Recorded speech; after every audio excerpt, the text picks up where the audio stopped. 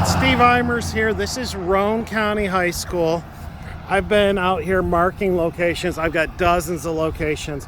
Here we are missing 2 bolts, 3 bolts, 4 bolts,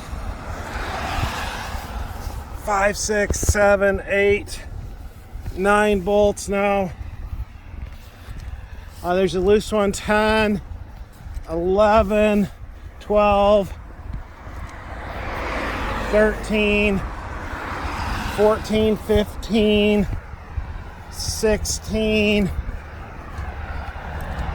17, 18 in this little section. This is super dangerous. I need DOT out here.